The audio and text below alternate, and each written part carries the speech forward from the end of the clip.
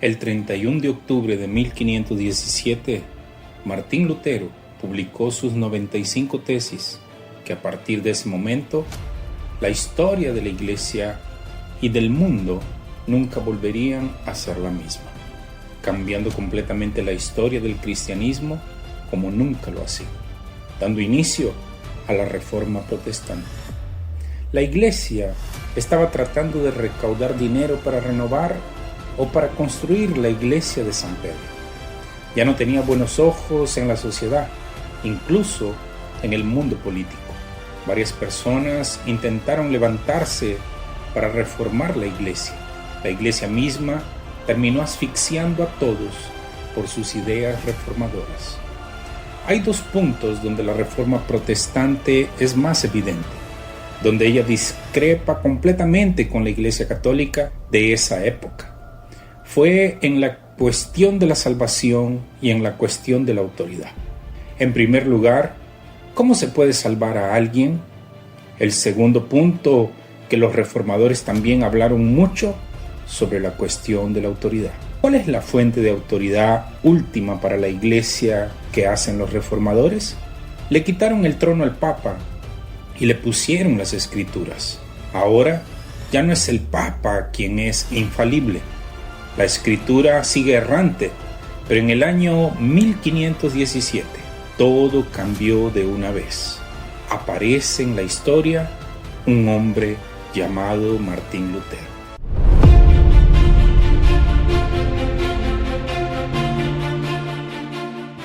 Martín Lutero nació en 1483 en una familia de campesinos en Alemania. Durante toda su vida experimentó algunos periodos de depresión, de profunda angustia. Le tenía mucho miedo a la muerte. Hay un detalle del que habla mucho de Lutero, y es que era un hombre medieval dentro de un mundo medieval. Sufre las crisis típicas de la época medieval. Estaba en medio de una tormenta llena de relámpagos. Sintió miedo de morir y le hizo una promesa a Santa Ana que se convertiría en monje si sobrevivía a un rayo y a un roble que cayó junto a él. Quedó malherido, pero sobrevivió, y eso le dejó aún más aterrado. Así que, en su preocupación y de cómo voy a agradar a Dios, decidió hacerse monje y luego se unió a una de las órdenes más rigurosas de la época, que era la orden de los agustinos. Una de las cosas que influyó en su decisión de hacerse monje fue porque tenía una relación muy difícil con su padre, pero tenía un sentido profundo de su propia pecaminosidad. Nada de lo que hacía era capaz de hacerlo justo ante Dios. Para él, Dios parecía un verdugo, y una vez incluso dijo que odiaba a Dios y no lo amaba. Y la frase "la justicia de Dios" le pesaba demasiado, porque en realidad él era completamente pecador. Siempre había sido alguien muy preocupado por la ira de Dios, y si tuviera algún pecado sobre él, entonces la ira de Dios lo consumiría.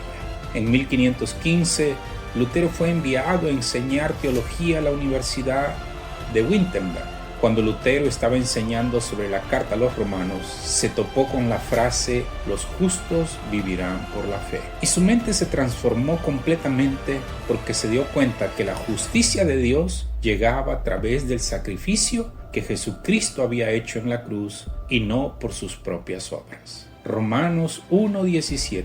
El derecho de que los justos vivirán por la fe, de que la justicia de Dios es revelada en Cristo, sobre la cual es derramada en Cristo y no sobre nosotros, de modo que cuando miramos a Cristo nos declara justo cuando confiamos en Cristo. La justicia de Dios viene a nosotros porque la justicia de Dios ya no se derrama sobre los que creen, sino que fue derramada sobre Jesús en la cruz del Calvario, y esto le quita un peso gigantesco a Lutero. Y luego se ve liberado por este texto.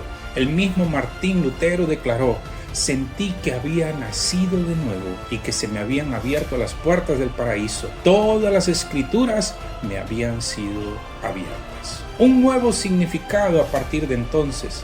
La frase "la justicia de Dios" ya no me llenó de odio, sino que se volvió indeciblemente dulce debido a un gran amor. A partir de entonces, la vida de Lutero se transformó por completo. estuvo convencido de su propia salvación y sus ojos se abrieron al cielo. Cosas que estaban pasando en medio de la Iglesia Católica fue también cuando decidió escribir y publicar sus 95 tesis.